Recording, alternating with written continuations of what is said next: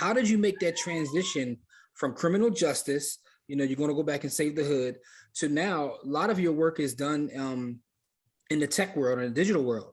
Yeah. What happened? What was that switch? So when I came back from college with my college degree in criminal justice, got back to the city of Los Angeles, and there were no jobs available, period. Everything was locked up. And I really was kind of salty because all of my friends who didn't go to college, didn't get a degree, were working for the county, the state. They had all these great jobs, and it was a hiring freeze. So I actually got hired at the happiest place on earth. And a lot of people, I make people laugh all the time. They say, oh, you got hired at Disneyland?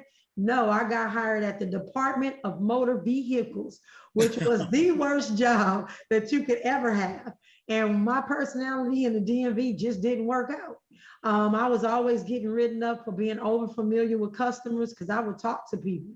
I wasn't the mean lady. And so everybody was like, I want to go to her window. I don't want to go over there. And so, it became a little bit of an issue with my coworkers and my boss, obviously.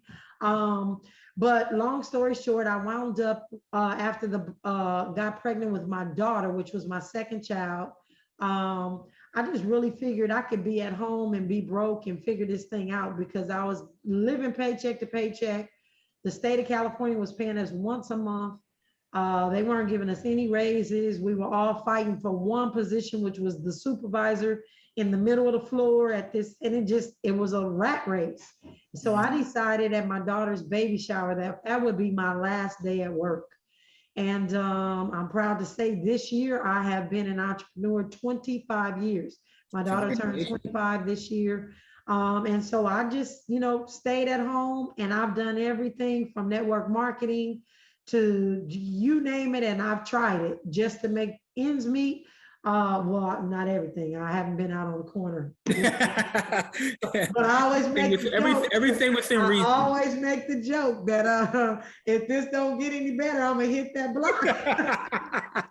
But now I'm bigger, so I don't know if that's gonna work out for me.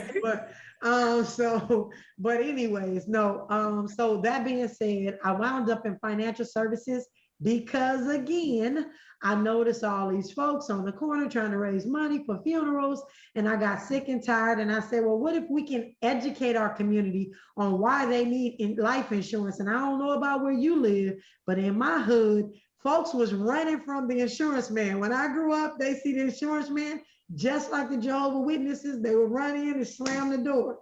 And I never could figure out why, but I found out, so many insurance companies had taken advantage of our communities. And when they needed the money the most, when somebody passed away, something was wrong with their policy. It hadn't gotten written up. People had picked up money and there was no real policy. Like all these things played into our psyche about not having life insurance. And so I thought, again, my husband and I thought we'd go change the hood. We're going to teach them. We're going to make sure they get life insurance. And we find people out on the corner and we run up and we tell them, for the next one, we know we can't help you with this. We'll give you a couple $100, but let's get your group together to make sure if this happens again, that you all are together. And it just would never happen. And then we get people signed up, and 2 weeks later or a month later, times got hard. First thing Black folks cancel is their life insurance. Yep. Listen, I went through that same phase. I had this, it's funny you say that because that was my exact idea. I'm going to save the hood. So I had my life insurance license. I went through that phase. But I'm here in Philadelphia, and the one thing over here, people didn't want to talk about life insurance because they felt like they were talking about death. And I'm like, well, this is the one insurance is going to pay out if you pay, you know what I mean? Like, yeah. But they didn't want to talk about it. They thought it was, it was bringing bad juju by talking about death or whatever. But, so that was an issue over here. So I mean, that's the issue for our community in general. Yeah.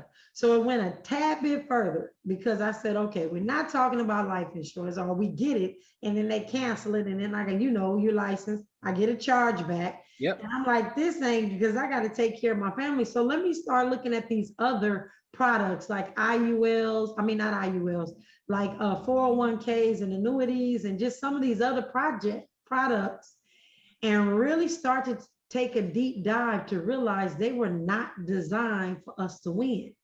And so I'm looking at this stuff and I'm saying, well, wait a minute. If we still have this wealth gap and we've been doing everything we're supposed to do, like something else is wrong. And so I really started asking the Most High, like really open my eyes and show me what I can do to help close the wealth gap, because this ain't it.